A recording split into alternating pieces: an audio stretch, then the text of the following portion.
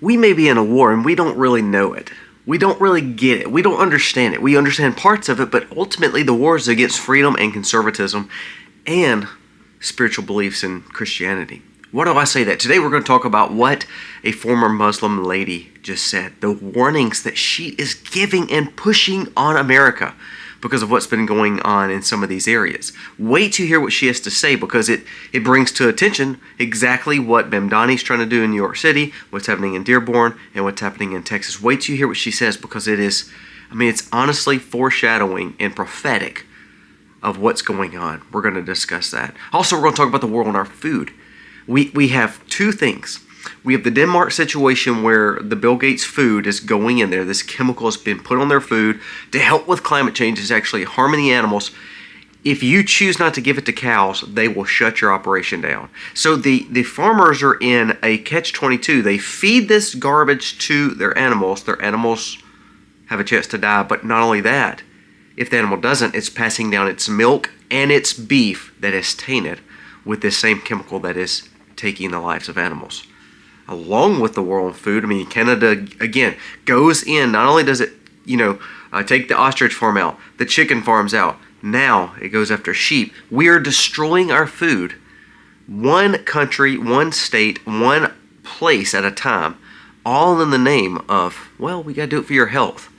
Sadly, your health is the one thing that food gives us.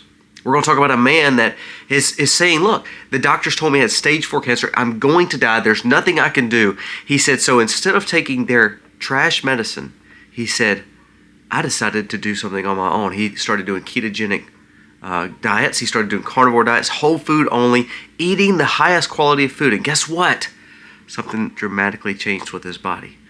Now, is it proven that's going to do the best in the world? No. But what it does prove is the ultimate healing is not man-made, it's God-made. We're going to discuss all these because these are the wars that we're dealing with. The war on conservatism, the war on Christianity, the war on our food, ultimately the war on you as someone who loves America and loves freedom. Let's dive into these stories today. There's so many more that we're going to discuss. Let's get started.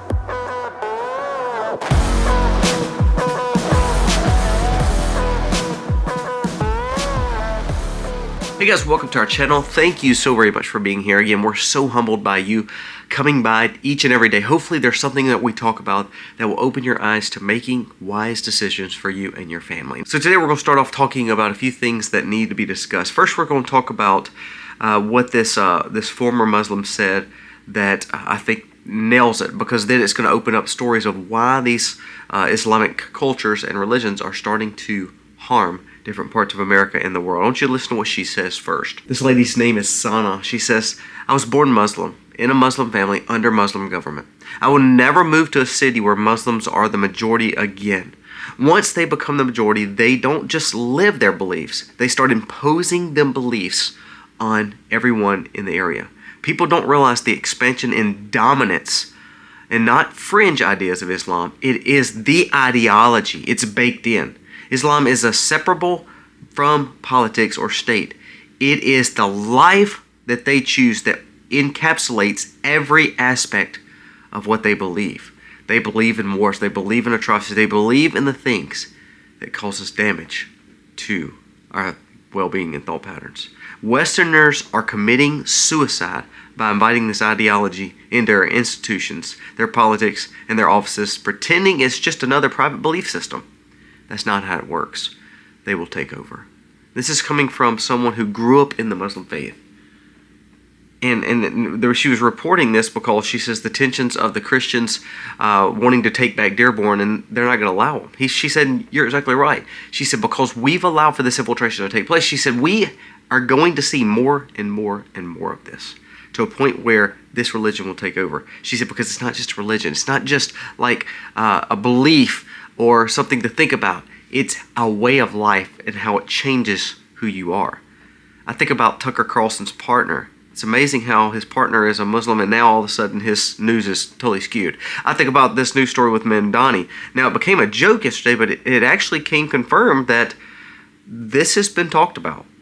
Mamdani is the newly elected mayor, says that he is opening to the idea of learning how to be proficient and making sure other people know Arabic in the school systems. It may be something that we can teach in the schools. Now, there's been a lot of people come out and say, oh, he's demanding and requiring. No, see, this is how subtle he is. This is how subtle these people do. Is they say, well, if we have freedoms to do this, then we may have freedoms to do that. So therefore, what we're going to do is we're going to start incorporating some of this Arabic language, because to be honest with you, we're seeing a bigger influx of foreigners into America, especially places like New York City. They'll say it's a melting pot. So we need to bring in and incorporate more things and more languages. So it opens the door for Arabic. And he said we may have to put this in our school system to make sure people understand and be able to talk and coalesce with other people in our communities. So slowly and surely it's getting into our school systems. Listen to what else just happened in New York City. Happening right now in Manhattan. A mob of anti-Semitic individuals go to the Park East Synagogue screaming, "Globalized intifada. There is no other choice. There is a revolution here." Basically what this is even now, you're seeing more boldness with the push of Islam because of the situation that's happening with these people getting elected all over America.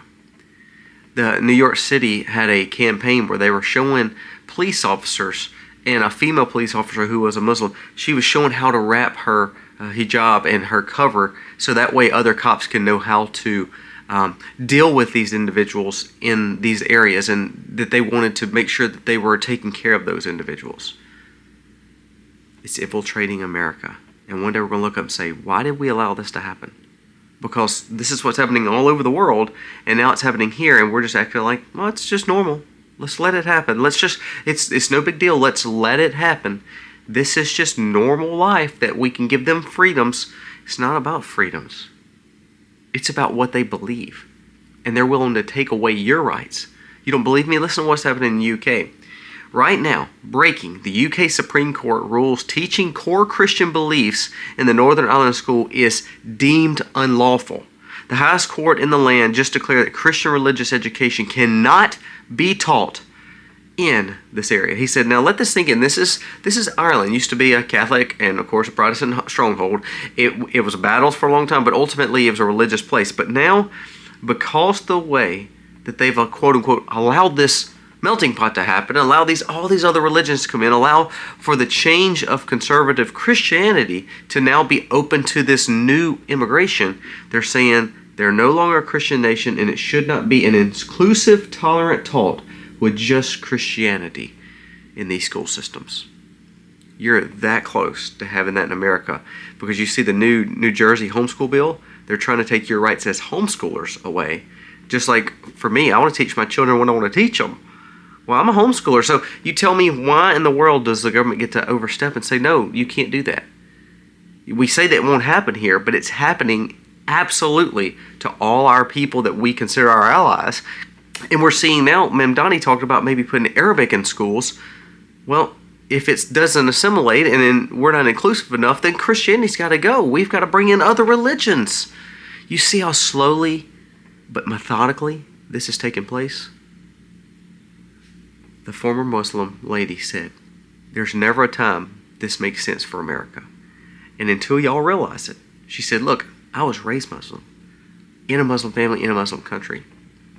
You believe you don't have rights now? You wait. The rights will be taken away from you and enforced your beliefs to believe like they do. Why are we not heeding this warning, even from the people that are telling you exactly what's going to happen because they live through it? Wow.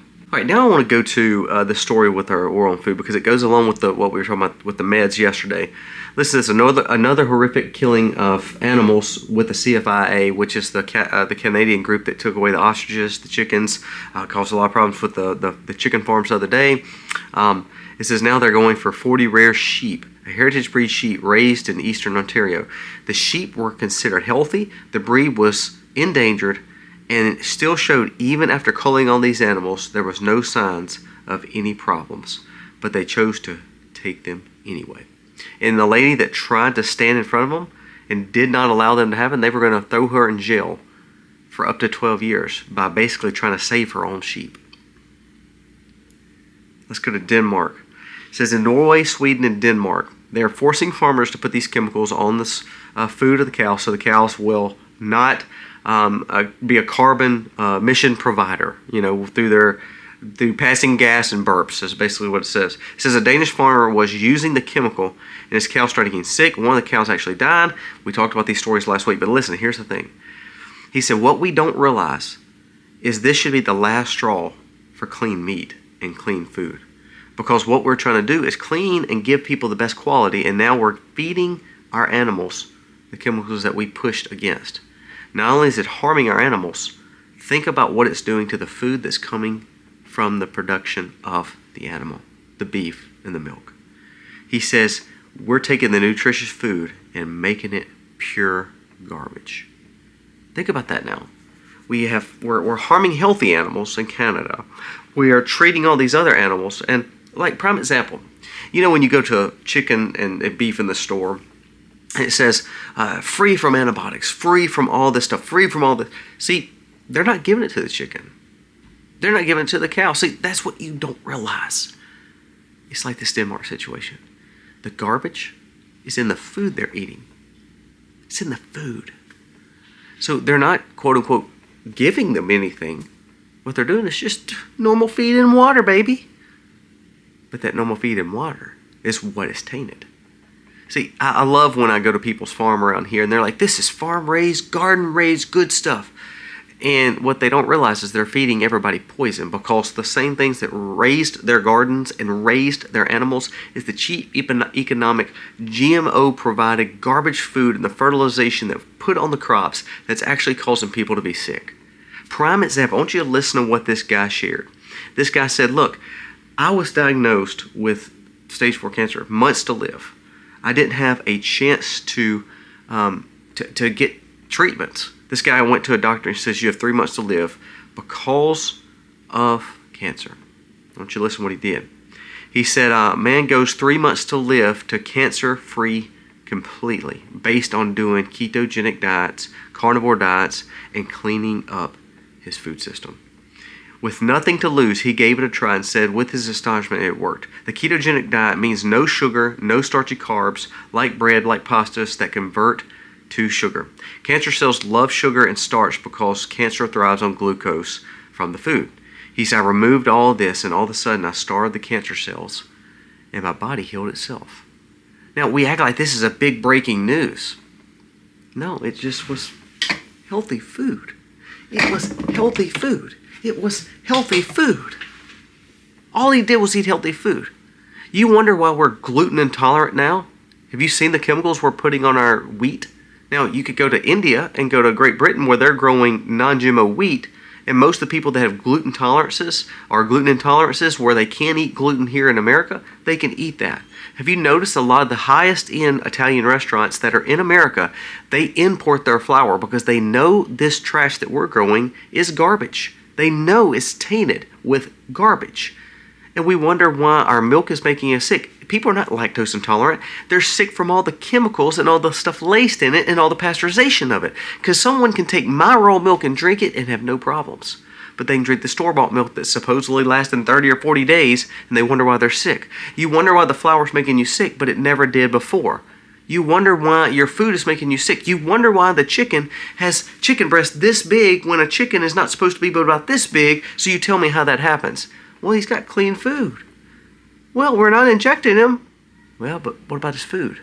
What about the cows? What about every part of that animal is being basically changed and manipulated to ultimately cause problems for us?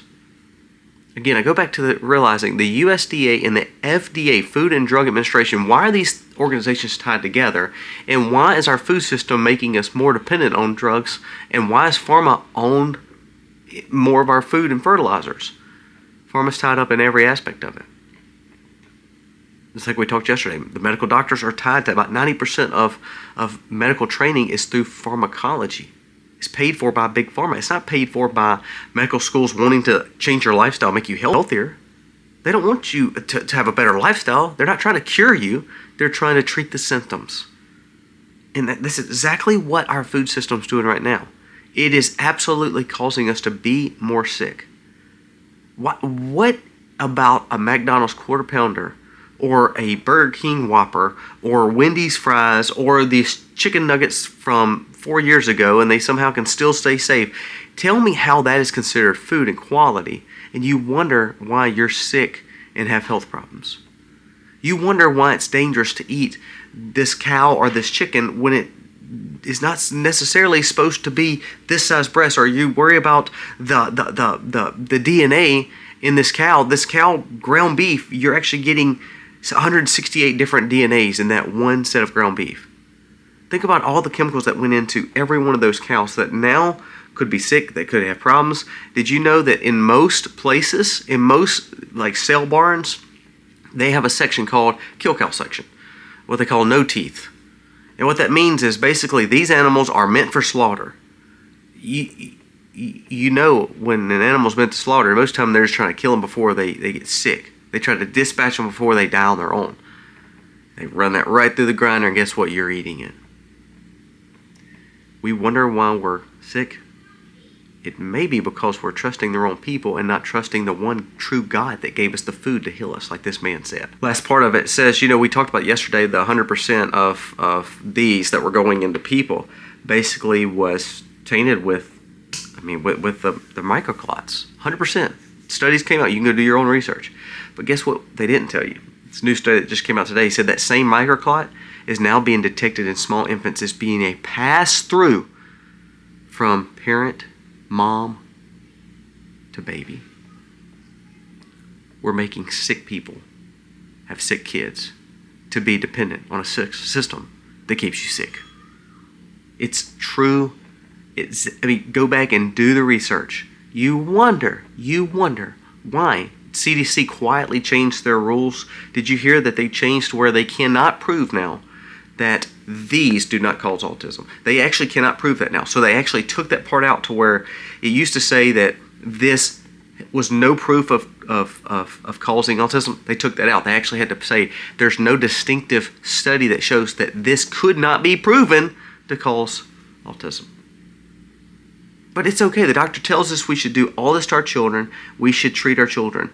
There's a new study that showed that doctors are wanting to utilize ADHD medicine in kids young as 2 and 3 now. They believe they can control their ADHD better if we start putting it into them a lot sooner. What are we doing, people? The war on our freedom, the war on Christianity, the war on food, the war on your health is right in front of you. Now, last little story I want to share. The war on conservatism. We talked about the movement of the right, the infighting. Well, Fuentes came out this week, along with Carlson, dogging out the GOP and saying the GOP should be fully dismantled. Fully dismantled. We have Candace Owens speaking to not conservative. She's speaking to more left-wing activists like Myron Gaines. And with these three influencers and impacts on the Republican movement, it's destroying the Republican movement. See, Trump built a coalition, and Charlie Kirk did great about this too. It was not a coalition of conservatives, it was a coalition of people that voted for America First policies and Trump. Now, see, what's happening is it's starting to splinter because they don't like what they see or whatever it may be. But the problem is this. Now we have people like Fuentes saying that he wants to destroy the GOP. He actually came out with Dave Smith, Ian Carroll, all these people that quote-unquote voted for Trump. They said, no, we would never vote for Trump again. He's the problem. So what they're doing is they're going to destroy the right, the conservatives, the true movement of what we wanted with freedom and with a thought pattern of Christian conservatism, a thought pattern of wanting traditional values back. And ultimately, we're just getting rid of that because these few influencers are saying so. The question is this. When are we going to wake up and realize these wars that we're fighting, that we're talking about today, the war on our health, the war on conservatism, the war on Christianity, the war on morals and values, it's really just setting up for a fall of America, period. Because we cannot fight all these battles. If they keep us sick, dumb, and completely controlled, then we don't have the wherewithal to even want to fight the battles on the other things that we talked about.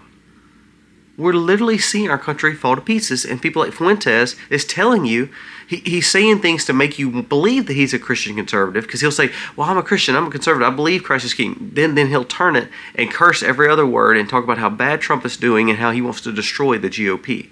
Well, I got to be honest with you. I don't believe that the GOP is the most conservative Christian group of people ever. But they're a whole lot better than the Democrat platform that took God out of it. That's now kind of lining up with Islam.